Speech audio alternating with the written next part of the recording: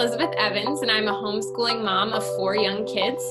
I'm figuring this out as I go, but I'm here to talk to Bonnie, who has been writing and speaking on the subject for over a decade and has been homeschooling for 3 decades. My name's Bonnie Landry. I've got 7 kids. They're ages 13 to 33. I've been homeschooling for 29 years. I'm a wife, a mom, a grandma. I'm a speaker and a writer, and I'm an advocate of joy. So we're here to provide this podcast so that homeschooling can look like you imagined it to be. Yeah. Okay. Hello. Hi. How are you? I'm doing great. Great. Yeah. It's This is our last sad week. Well, it's sad in 2 ways, because 1, my sons are all gone now, and 2, my daughter has 1 more week, but we're going to make the most of it. It's supposed to be beautiful here. So yeah, that's great. yeah. It's been getting really nice here in Michigan. I think Nice. the high is like 75 today, which is Wow. perfect. Nice. So yeah, and we've been getting tons of rain and thunderstorms now, and I'm like, where were you earlier in the summer when it was so hot? Yeah. Yeah, I know. Okay, weather, explain thyself. Right. So, okay. Well, today is a very fun topic. We're going to talk about faith and spirituality and how to incorporate that into. Right. This comes up a lot, right? Yeah. Good It's a struggle Mhm. because I know my husband and I kind of our faith, like life, how often we pray, it kind of ebbs and flows. Mhm. And we also, like, as a family, go through seasons where we'll pray the Rosary nightly, and then all of a sudden we'll have a couple bumps in, like, an event or something, and then we lose the habit for Right. months. And then you forget for 3 weeks, or yeah. Right. Yeah. I know. My oldest really struggles at prayer. He doesn't love it. And I understand that. I remember, the struggle as a kid. Like, I don't want to go to mass. It's boring. You just sit Yeah. there. And I think it's prudent to realize and understand this from a kid's perspective, because we Mhm. as adults, we recognize the beauty in the sacraments and in the mass. And even as an adult, sometimes I have a hard time just sitting, in Yeah, church. exactly. And we get distracted, Right. Yeah. Yeah. Yeah. So yeah, we really have to sort of come alongside that for sure. Yes. So lately I'm in a season where my prayer life feels like it's at a good place. And I've been praying the Rosary nightly through this app called the Lux University app. It's created by Leah Darrow. And it's for women to log on. They can have prayer requests. There's courses that you could study in Mary, and there was a book study. It's really cool. Check it out. But one thing they What's do, it called again? Yeah. Lux U. Okay. Let me show for people on YouTube. This is what the app looks like, if it's gonna focus. Okay. Okay. So maybe we can put the link to it in the show notes as well. Yeah. So one thing they do is a nightly rosary. And it's at 9 p.m. Eastern. And so I've been joining in with that. Wow. And it's a Zoom call, but you don't have to turn on your mic or camera. Right. And so I've been praying it for a couple months now, and my daughter always joins in. Right. She steals my rosary, climbs all over me. And it's I love it. It's beautiful. Yeah. But my son, who just turned 6, got a watch for his birthday. And the last couple nights, he's been coming downstairs after he's been in bed for an hour, and he's come to pray the rosary with me. Aww. And I asked him yesterday, I said, Henry, how do you know that, that's what I'm doing down here? And he held up his watch and he pointed to it and he goes, it's after 9. He Aww. figured out that at 9 o'clock I start the rosary, and Right. so my husband and I are thinking he's just up in bed, just continually checking the time, and he comes down and he prays with me. Wow. And so I just want to share that story, because I have one son that really struggles, and I have another son who wants to be a part of prayer when he can. Yeah. And some people might think it's just him trying to stay up later, which I'm not going to fault him for that, because I'm getting him to pray. Right. Well, yeah. And I mean, it could be like, I think a child can be more inclined to want to pray and see the value in it. And sometimes it's also a season, right? At a particular stage in their life, they're just more sort of tuned in to prayer, and they might go through a phase where they that sort of fades away, and it's a little more something we have to bring them along a little bit more. While we're on that topic of Rosary and Kids, I have a funny story to tell you. My son, who's now an adult, one time when he was little, he was maybe, I don't know, 7 or 8, and we were sitting around and we were praying Rosary, and he was looking at the crucifix on the Rosary, and he was kind of looking and looking. I could see him really studying it, and he said to me, "Mom, is this Jesus or one of the thieves?" So that led to a lot of jokes over the years. That's great. That's great. Yeah. I have one more story, and it's not even mine, it's my husband's, because his family has always been really good about praying the Rosary at night as a family. Right. And when his brother, so he's one of 5, so when his third, the third after him, was really small, they were praying the Rosary, and he was just messing around, and he was, I guess he had this ball, and he kept trying to like throw it in the fire at their fireplace. And at one point he caught on that he's not supposed to throw it. So he went to like hand it to the fire. And so the whole family just started laughing. Like he wasn't close enough to burn himself or anything, but it was just like, okay, here, fire, take it. And so they were all just laughing. And Tim's aunt, my husband's aunt, lived with them at the time, and she had just gotten home and sees them trying to pray the Rosary and laughing.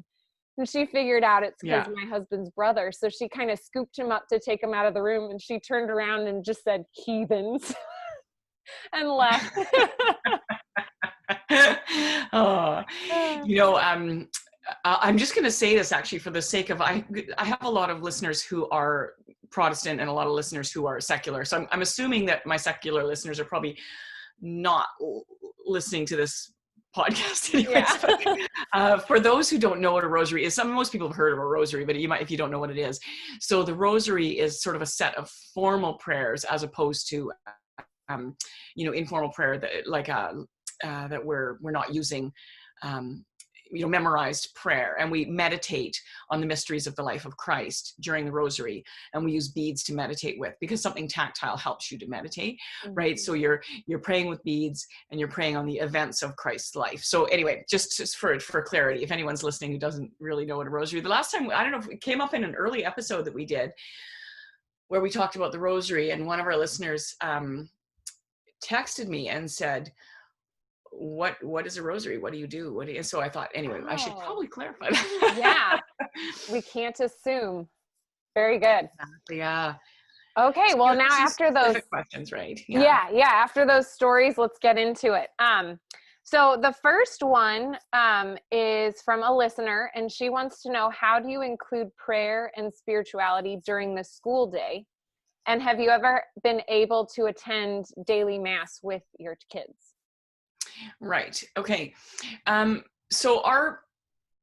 Because at the beginning of my homeschool journey, I was also a new convert, a new Catholic, and had really poor formation coming into the church, right? So we didn't have a great foundation to go into this with. So we were learning a lot. So that's changed a lot. About how that's rolled out over the years has changed a lot. So in the early years, definitely I didn't go to daily mass. We lived rurally. I wasn't close to a church. And I remember feeling really overwhelmed by sort of reading Catholic books, where women who are families who were really entrenched in their Catholic life and had a much better foundation than I did, were talking about praying the rosary as a family, all the things they did together in prayer as a family, going to daily mass, and being completely overwhelmed by the idea of that. And so, it was definitely a point of stress for me. And I think for young moms too, with a bunch of kids, or a few little kids and no big kids, that can be a really stressful idea, is, what I have to do, kind of putting an expectation on yourself that I have to be doing X, Y, or Z, or I'm not a good standing member, right? Right. I'm not being a good disciple. And so, first of all, I think we have to let go of that idea and really decide what works for us, as opposed to, I don't think our Lord ever wanted us to be stressed about our prayer life, right? All that however we engage with Him, and we should always, all our life, be working towards making that better and fuller and drawing closer to God. But I think that, He would not want us to be stressed about it. But anyway, so years ago, I went to this priest who somebody had recommended to me as for spiritual direction. So, and I was kind of pouring my heart out to him. And saying, I'm so stressed out because I'm not very good at this, and I'm only able to do this. And he said, how many children do you have? And I had my baby with me, and I said, this is my fourth. And he said, oh, you're doing God's work. You know that, right? And he said, just baby steps. Take this a tiny bit at a time. Don't worry about daily mass right now. That'll come, right? But he said, right now, pray with your children, pray so that you can be a good mom to your children, pray with your husband, work on your prayer life in little ways, just little short aspirations, and know that you will grow into this, right?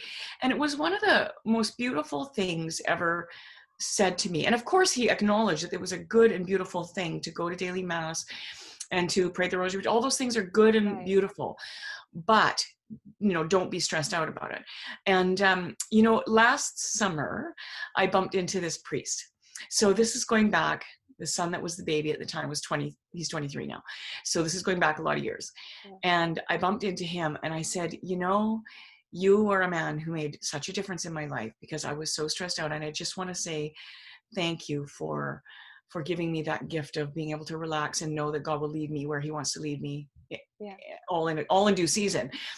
And he was so grateful for kind of that feedback, So that was a lovely opportunity for me. So that's basically what I started doing is like, okay, I need first a foundation to build on, right? The same way we start, educating our kids. We first start with something very, very small. So for us, that meant kind of punctuating the day with prayer, and we started that with mealtime, right? So, say grace at meals and then add something else on, a morning offering, right? Or an act of faith. And then say grace at lunchtime, and maybe we add on Hail Mary for one of our,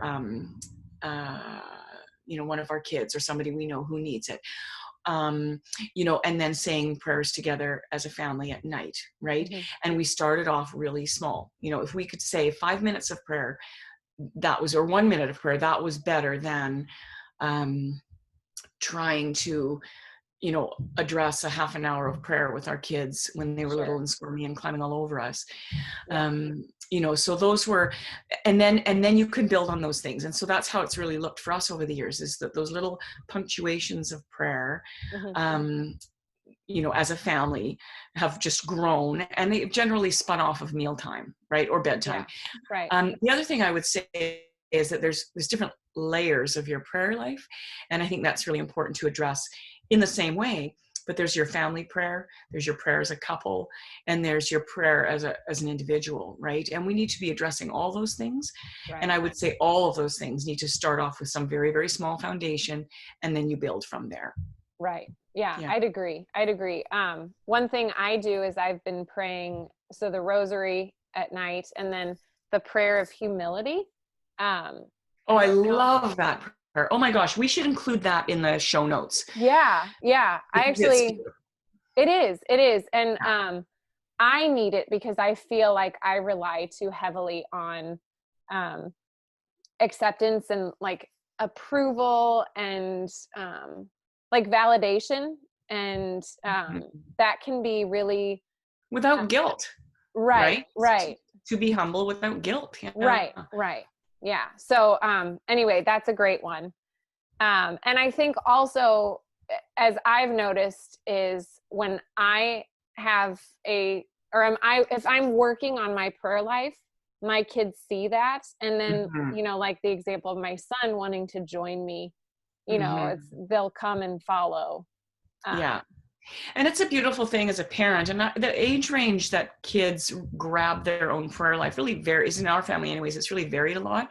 Yeah. And it surprises me sometimes because, I one of my kids will sort of say in passing, and they might be 12 and they might be 15 or whatever. They'll say, when I was praying my rosary when I was falling to sleep last night, and I'll think, oh, or I always pray my prayers when I'm having my shower, and you realize that they've grabbed it, and what a gift that is as a parent, right? That that just the modeling of your own, the increase of your own spiritual life is caught, right? Right. So that's a lovely thing, and we don't know exactly when that's going to happen. Very sort of temperament based, right? They have to see us addressing our own prayer life for sure. Right. And I would have to say that with all this mess that is coronavirus and, not being able to attend mass, for the past couple months, one positive thing, and I heard this from one of my good friends too, is the ability to actually, as mass is playing, live streaming, my husband and I are able to actually explain, okay, this is what's happening now. Right. And here's what we're reading, and, being able to really talk out loud and explain, because, if you're not in mass and you're, you're studying the catechism and everything, that kind of disconnect of not being able to really see what's going on and hearing the explanation, we were given the grace to be able to really explain. Really dive in. Yeah. I will say this, so I'm going to circle back to the original question about daily mass, because one of the things that I noticed when opportunities came up that I was going to daily mass, and we've never gone every day.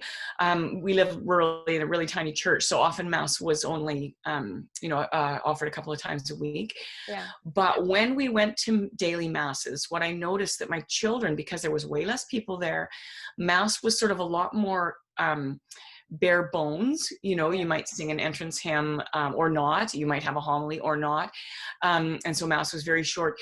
So they were, I would say, attending really well. But I would say the opportunity to learn more about what's actually happening was very clear, and learning how to sort of sit still and be attending was going to daily masses really gave an opportunity to do that. Yeah. So even if it was only once a week, I found that their ability to attend on a Sunday mass was much greater than, if we made the effort to go to one mass a week, as the kids got older. Yeah. Okay. Yeah. But I can see that with COVID too. Another thing about COVID, I had been praying are you familiar with Magnificat? I thought I saw it on your, when you showed me your phone. Yeah. So Magnificat is a little magazine, also available online as an app, that has prayers through the day. And it's kind of a ramped down, edited version of the Liturgy of the Hours, right? Mm-hmm.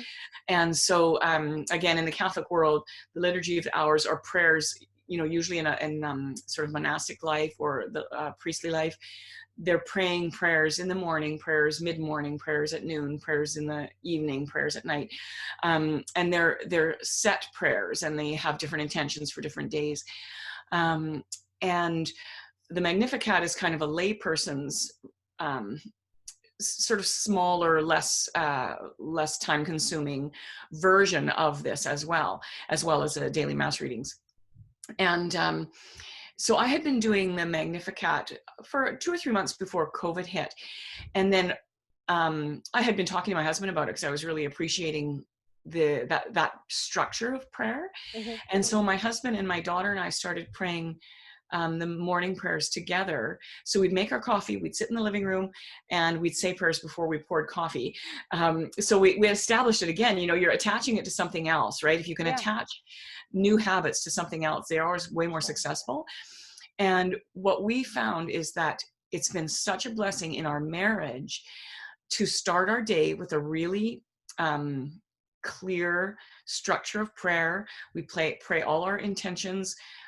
We pray these beautiful prayers provided in Magnificat. And what we've noticed is that I'm very much more aware of like what's on Albert's heart, and he's more aware of what's on my heart. And then the things that need to be prayed for are on my mind all day because we're praying them out loud in the morning. Right. right? Yeah. And so we've really appreciated that, and that's been a silver lining of COVID for us for sure. Yeah. Yeah. Yeah. I agree. It's weird that you can find a silver lining in I know. Yeah. the Yeah. I worst think of there's been many situations. actually, but yeah, Yeah. that's one of them for us for sure. Yeah. Yeah. So did we address all of that question? Yes, I think so. Um, okay, so I think to tie this into more of homeschooling atmosphere, Right. what do you find is the best curriculum, so to speak, to teach our faith, our Catholic faith? Well, I think there is absolutely nothing that teaches our Catholic faith better than living it Yeah, and talking about it out loud with your kids. sure. And I would say we have used different things for, first communion prep or confirmation prep to make sure that our kids have as full an understanding, that we haven't overlooked anything that we think is important to teach.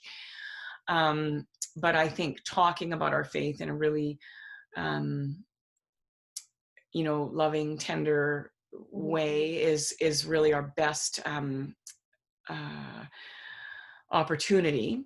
Hmm. We also, the sort of curriculum to, for lack of a better word, that we've used the Faith and Life series Okay. as a teaching tool for faith things. Particularly, we've used the Baltimore Catechism, the little First Communion prep, Right. have been favorites in our household. They're quite beautiful, and they're old-fashioned, but the kids seem to enjoy that. Yeah. We've used a lot of the little tiny books about teaching about saints, about prayer, about angels, different things. The little Father Yeah. Lovasic books, Yeah. I absolutely adore. They're old-fashioned books. They're little tiny. Right. They're really a booklet, little tiny booklets, and there's dozens of them. And the priest's name is Father Lovasic, Lovasic. I'll put a link in the show notes on that. And he's so tender and so loving.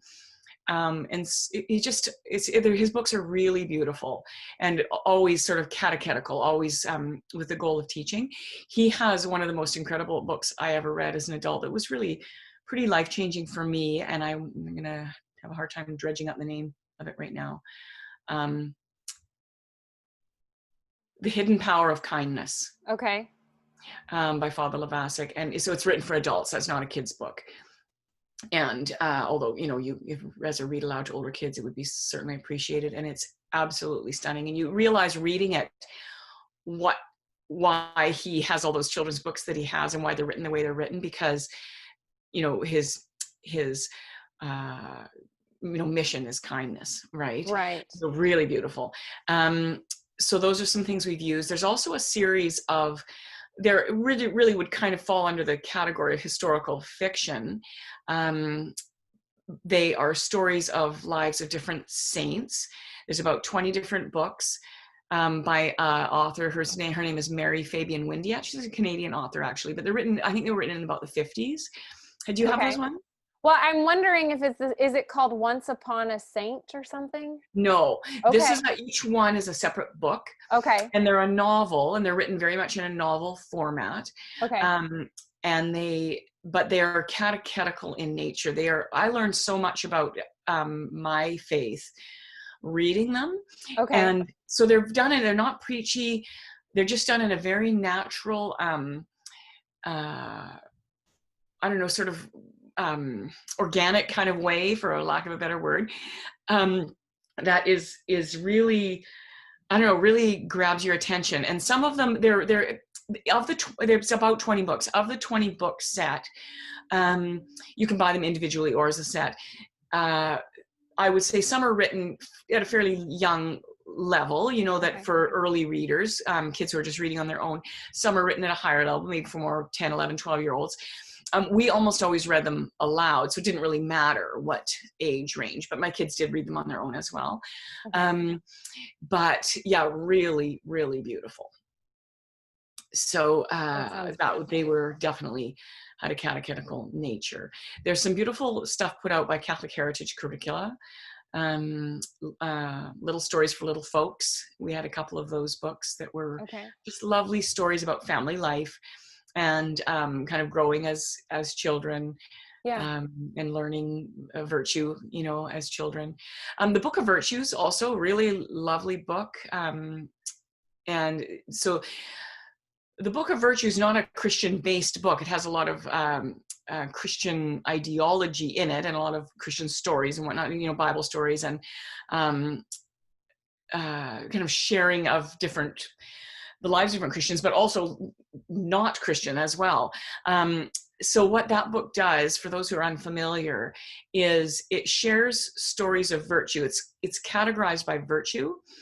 And so within each virtue, it shares stories, like they might be from Greek mythology, they might be from scripture, they might be a story of a saint, they might be a story of, some more modern person that was, had some sort of heroic virtue. And you can share those stories to teach your child about that virtue. Yeah. And those are lovely books as well. Okay. I was just, while you were talking, I thought of a couple.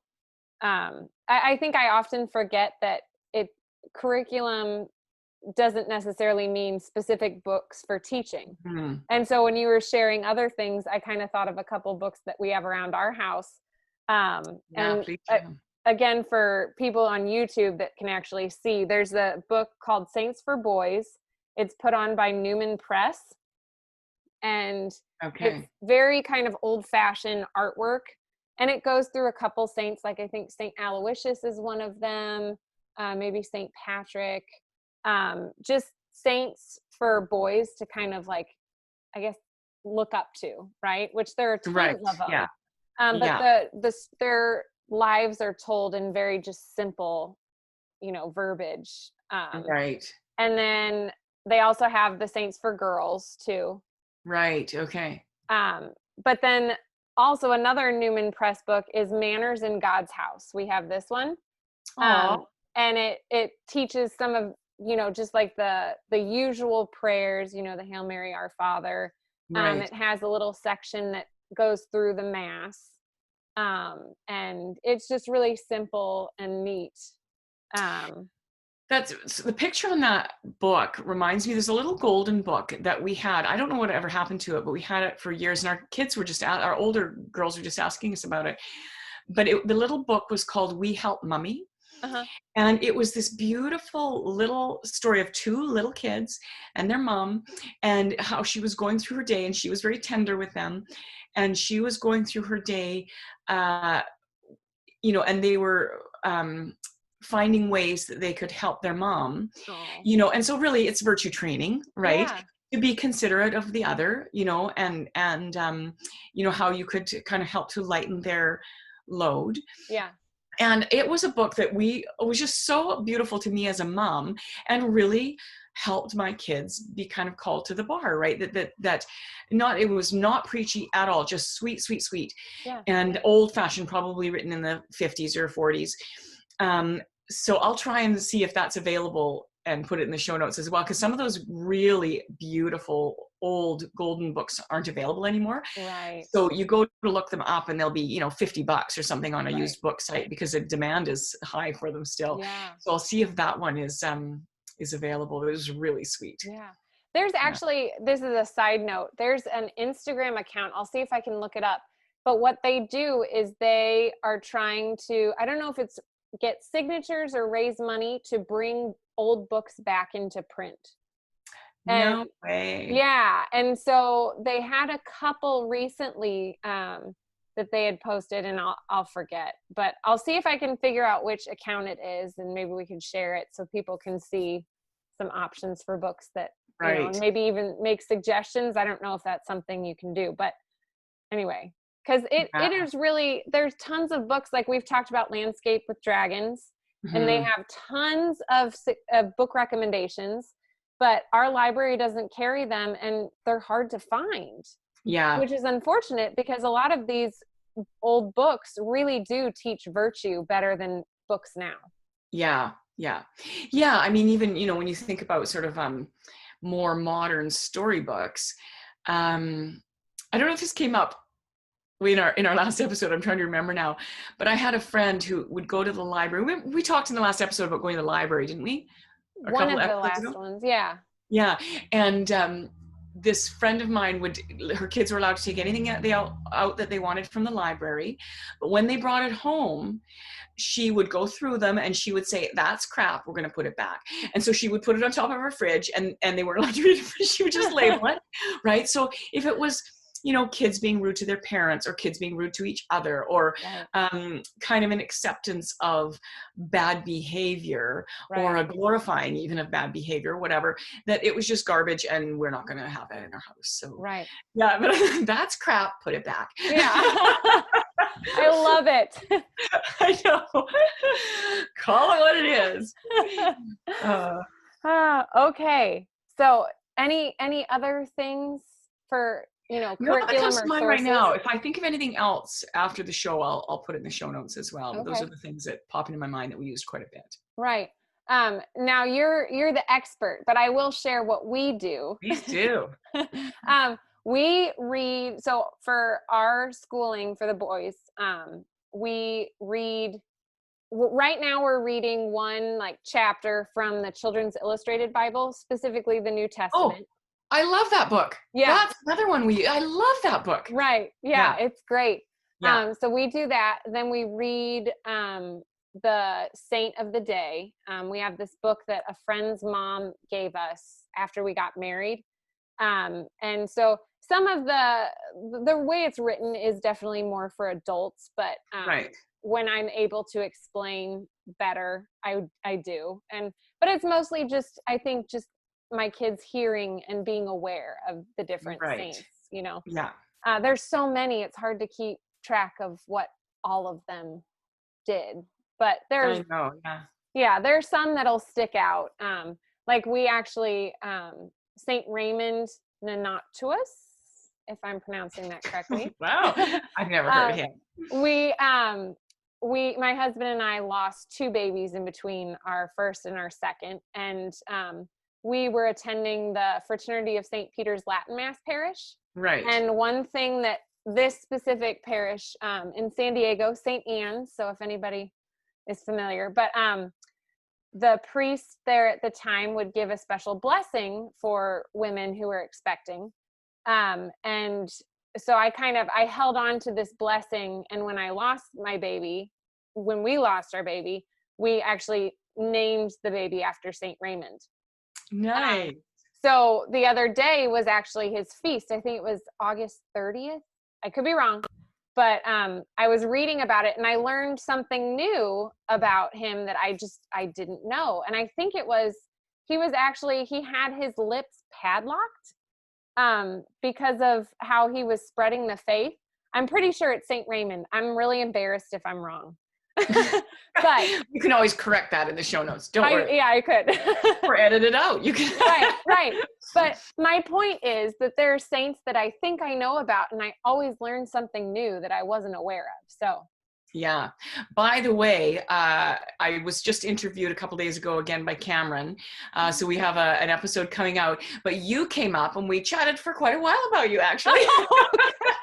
So you're featured on that podcast. So that's great.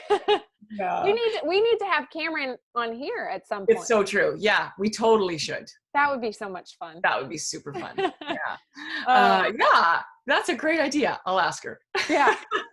Well, she'll be listening, so she'll hear this anyway. Right. Okay. Yeah. Okay, how are we doing? Good. Well, I think we have time for maybe one more question. Okay. So I think this is a really kind of simple one, but it might be kind of loaded.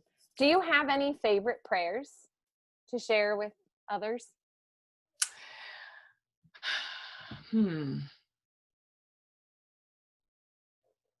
Or prayers that you taught your children that as a family you just collectively love? Yeah, I mean, there's one really short prayer, and now that I'm trying to remember it, I'm probably not going to remember the whole thing. It's really short, but it's really beautiful. It's a prayer that we prayed with our family a lot, but also in times of need. It's something that I pray, and it's, Lord, we beg you to visit this house and banish from it all the deadly power of the enemy. May your holy angels dwell here to keep us in peace, and may your blessing be upon us always. And I just think that's a really beautiful prayer. and I also love the Memorare. That's Yeah. a prayer that I have posted. Oh, something that I should have mentioned earlier, and this would, definitely fall into this category too of favorite prayers. One of the ways I taught myself to sort of pray often through the day was I would post little prayers in places that I was all the time, Yeah. right? At my change table, at my bathroom mirror, at my sink, the places where you're spending time, I would post little prayers. And I used to have them all on my fridge, on my cupboards, I'd have them in the places that I was so that I would remember to pray and stop and pray. Yeah. And so, if it's something you're trying to create a habit of, a visual thing like that is really helpful. Sure. Or even setting a little timer on your phone, right? Beep, beep. Oh, I'll just say a quick little prayer. And your prayer can be so short, right? Like, Lord, help me please right now. Right. Yeah. And I think really helpful tools for me in the beginning for sure. Right. So what's your opinion? Because I love the Angelus. It's really beautiful. It's simple. It's short. But I feel like when I set my timer for it, for noon to pray, I'm always in the middle of something that I can't just stop.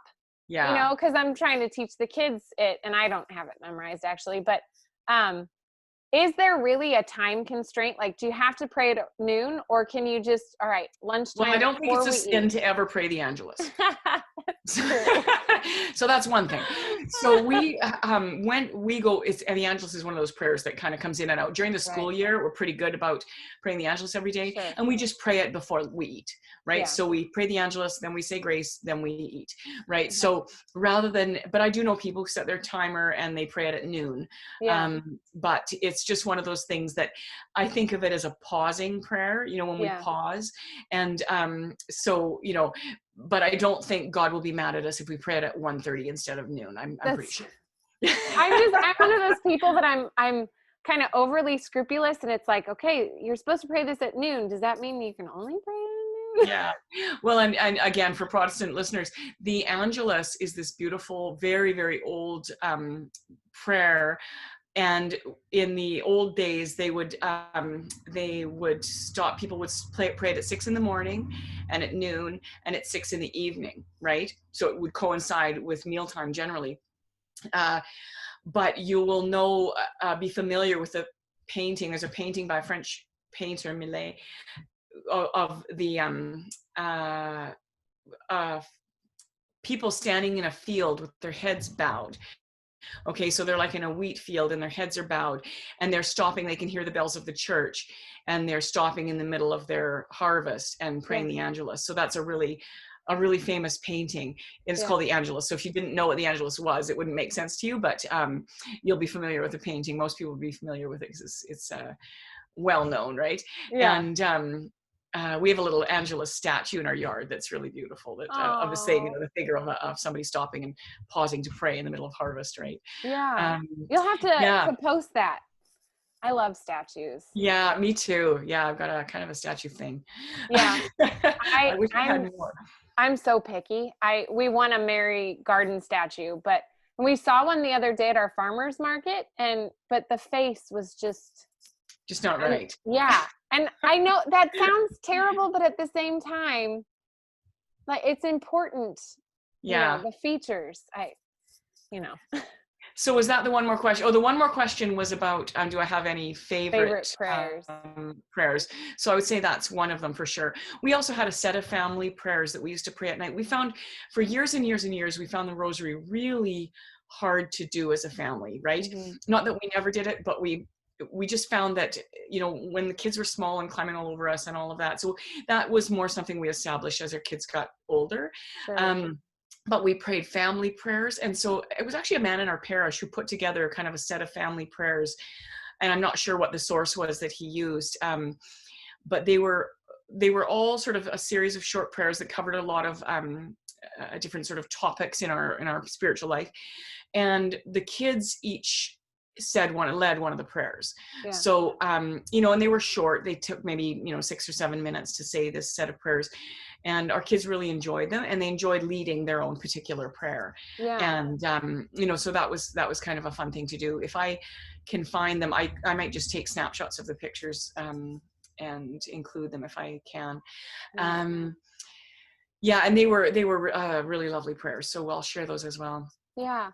And my mother-in-law had a bunch of prayers for my husband and his siblings during the day. Like they'd pray prayers in the morning and at lunchtime. Yeah.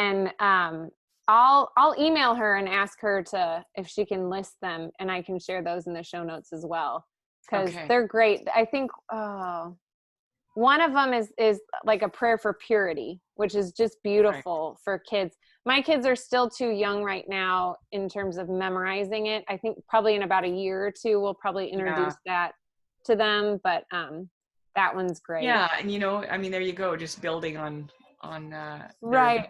I know once I sometimes come up with a prayer and a new prayer that I would like to memorize. We just started doing the Canticle of Zechariah. It's part of the Magnificat prayers, right? Yeah. And I thought, oh my God, my daughter had it memorized in like, a week. Yeah. Just by saying it, she just naturally memorizes things. And I'm struggling. I thought, okay, you know what? I can memorize this. I can do this. But it's a lot more work at my age than it is for her. And, just focus on it. Give yourself time. If it takes you a month, it takes you a month. Right. And don't put any pressure on yourself. Just keep at it, right? Right. Right. Yeah. Yeah. And then, so this is a couple months away, but there's the prayer to St. Andrew starting on, is it the day after Thanksgiving, or does it start December 1st? I think it's the 25-day novena. It's a really short prayer. Okay. But I think you have to pray it a couple times a day. I'll share it around then. Sure. It's really beautiful. I just am never able to complete it. Okay. 25 is a long day, a lot of days. Okay, so next week we're actually interviewing somebody who's a friend of mine, who I met in real life, and she's absolutely lovely. Her name is Teresa, and she's a homeschool coach, which is something fairly new to her. She's a longtime homeschooler. But I wanted to kind of explore, what does that actually mean? I've been asked several times to do coaching, which I've sort of done, a little bit, but it's not something that I want to, I mean, you could work that into a full-time job in a sense. And I didn't want to be able to be putting myself in a position where I was taking that much time up when I still have, people at home. I'm homeschooling.